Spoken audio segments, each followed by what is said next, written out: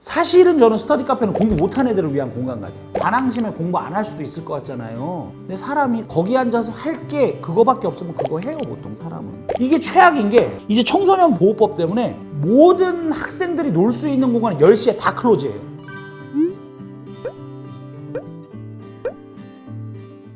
안녕하세요, 학원왕 박준태입니다.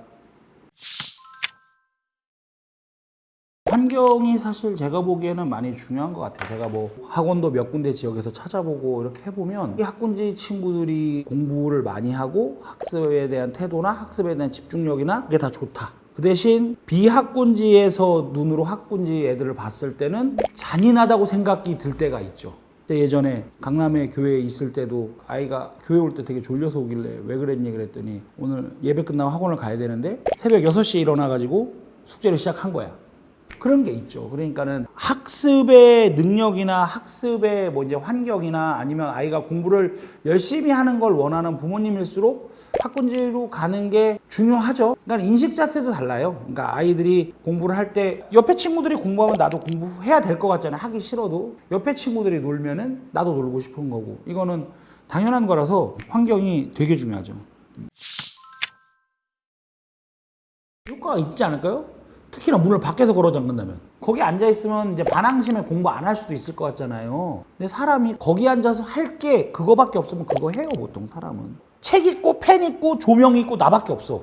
그러면 사람이 뭐 하겠어요? 공부를 하죠. 안 할 애들은 당연히 그걸 해줘도 안 하겠죠. 근데 효율로 치면은 저는 오히려 괜찮지 않을까 싶어요. 예전 전통적인 독서실이 한 섹터에 한 책상 4개 들어가고 그리고 전체적인 조명 줄여주고 스탠드에 포인트를 주고 요런 데가 저는 공부가 더 잘 될 거라고 믿는데 스터디 카페 같은 경우는 옛날 도서관 같잖아요. 완전히 오픈된 공간에 조명은 전체적으로도 엄청 세고 혼자 가면 모르겠는데 친구 둘 셋 붙어가면은 그냥 놀죠. 그리고 요즘 스터디 카페는 음식들도 막 조금 해놓잖아요. 애들 뭐 라면 조금 해놓고 뭐 음료수, 뭐 빵, 과자 이런 거 해놓으면 그 휴게실 해놓으면 그게 휴게실이 내 공부방이지 어떻게. 폐쇄공포증이 있는 환자 수준의 아이가 아닌 이상은 폐쇄되고 더 조명을 공부하는 책상에 집중적으로 쏘아주는 곳이 이제 저는 좋다고 믿는 편이에요.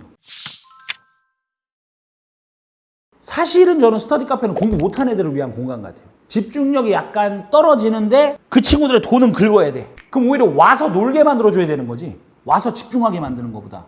공부를 잘하는 비율이 많아요? 공부를 못하는 비율이 많아요? 못하는 학생의 비율이 많죠. 걔네들이 이 공간에 와줘야 되잖아. 그리고 걔네들도 사실 부모한테 말하기 엄마 스터디 카페가 돈 나오죠. 양타 다 이득이죠.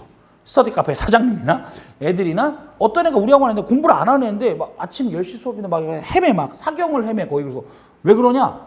여자친구랑 새벽 6시까지 있었대. 스터디 카페가 이제 공부를 하는 애들의 입장에서 도움이 되는 공간인데 이게 최악인 게 이제 청소년 보호법 때문에 모든 학생들이 놀 수 있는 공간은 10시에 다 클로즈예요. 그럼 아이들이 갈 수 있는 공간은 어디가밖에 없냐면 스터디 카페밖에 없어요.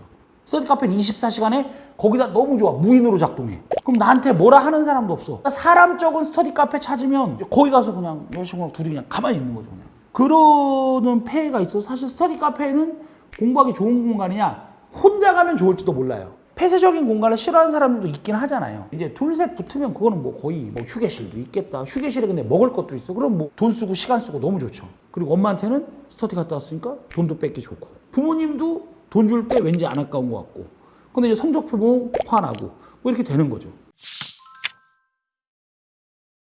이제 조금 더 깊숙이 들어가 보자면 그러니까 돈이 있는 집은 부모님들도 어떤 쪽에 머리가 일가견이 있는 사람들인 거죠. 돈을 쓴다는 건 부모님들도 재력이 있는 거고 부모님들이 재력이 있다는 거는 어떠한 일정 자신들의 영역에서는 학습 능력이 뛰어나다고 보는 거죠. 공부는 95% 이상이 유전이라고 판단을 했을 때 좋은 유전자를 물려받는 거고 거기다 돈을 얹을 수 있으면 좋게 되는 거고요. 부모님이 학습 능력이 없는데 돈을 잘 벌어서 돈을 쓸 수 있다고 치면 학년들을 먼저 배울 수 있는 선행 같은 것도 가능하겠고 선행을 하면은 사실 아이의 머리에 반복학습이 중요하다는 명제가 맞다면 반복학습을 빨리 시켜줄 수 있는 환경이 되기 때문에 돈이라는 부분이 영향을 안 줄 수는 없고 돈 한 가지로만 분류를 하기보단 돈이라는 이름이 주는 여러 가지 복합적인 요소들이 좌우를 할 것 같아요.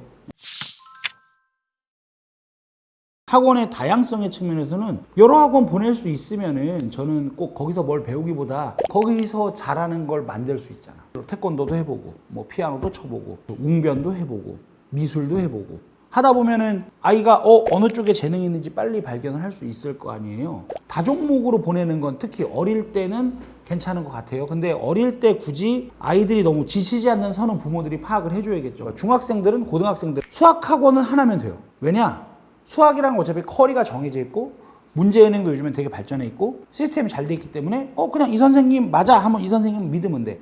근데 영어는 제가 생각에 조금 다를 수도 있는 것 같다는 생각이 들더라고요. 왜냐하면은 영어는 선생님마다 문법이나 어떤 문제 유형이나 판단할 때 더 중요하다고 생각하는 게 있고 어느 학원에 가면 팔품사를 꼭 먼저 가르치는 학원이 있고 오형식을 먼저 가르치는 학원이 있고 부정사를 먼저 가르치는 학원이 있고 그 선생님마다 중요하다는 게 다르게 판단하고 있기 때문에 어떤 거를 중요하게 배워야 되나라는 요지를 다양하게 흡수하면은 더 좋은 결과를 낼 수 있을 것 같아요. 저는 영어학원 2개 다니는 건 영어학원 3개 다니는 건 뭐 no problem. 뭐 미술, 피아노, 속셈, 웅변, 태권도, 뭐 축구 뭐 이런 거는 애가 소화할 수 있으면 다 보내도 돼. 자기가 잘하는 걸 찾을 수 있는 가능성이 높잖아요. 좋다고 봐야죠.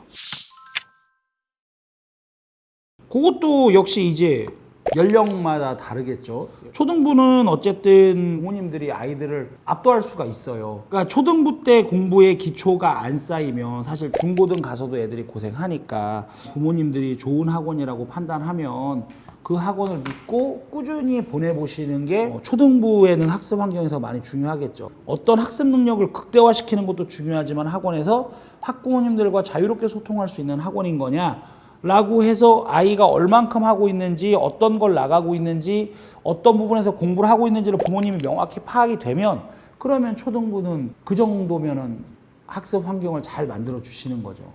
중등부부터는 이제 진학 문제가 생기죠. 진학. 아이들도 학원에서 선생님들한테 진학에 대한 이야기를 듣고 친구들한테도 진학의 얘기를 들어요.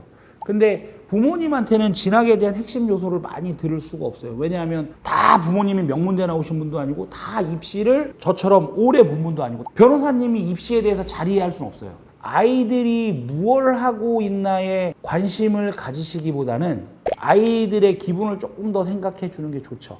부모님이 좋으면 아이들이 부모님 따라가고 싶어해요. 중학생들부터는 사실은 과도한 간섭이 필요가 없어지죠. 오히려 헬리콥터 맘들이 아이들을 더욱더 불편하게 할 수 있고 초등학교 때처럼 헬리콥터 맘처럼 막 줄줄줄 쫓아다녀서 애 태워서 대치동처럼 뱅뱅뱅뱅 돌면 아이가 고등학교 때 지칠 수도 있고 주세요.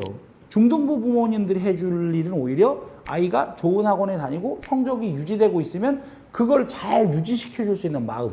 그러니까 마음을 다 잡아주는 게 좋고 고등부의 학습 환경을 고를 때는 문제를 좀 아이들 많이 풀리는지 그리고 학습 커리에 대해서 짜놓은 게 있다면 검사가 잘 진행되고 있는지 고등부부터는 진짜로 부모님들이 하실 일이 없거든요. 중고등부 자녀들이 있는 어머니들이나 부모님들은 학부모님들은 둬라. 애를 좀 냅둬라. 좋은 학원이라고 믿으면 학원이랑 소통하지 애가 뭐 했는지 궁금해하지 마라. 맡길 기관에 맡기고 차라리 도저히 내 아이가 어떤지 알고 싶어 하면은 거기다 기관에다 물어보는 게 낫지. 계속 이제 아이를 이제 쪼기 시작하면 아이들은 퍼지니까. 초등부는 꾸준히 학부모님들과 소통하는 학원이 좋은 학원이고 중고등부부터는 조금 놔두면 그리고 그냥 과일 잘 깎아주시고 아이들이 뭐 먹고 싶다면 사주시고 자고 싶다면 오히려 자게 두시고 돈 달라고 하면 돈 주시고 요거 하면은 제일 효과적이지 않을까 오히려 그런 생각을 하죠. 긴 영상 시청해 주셔서 감사드리고 앞으로도 좋은 영상 많이 찍을 테니까 구독과 좋아요, 알림 설정 부탁드립니다.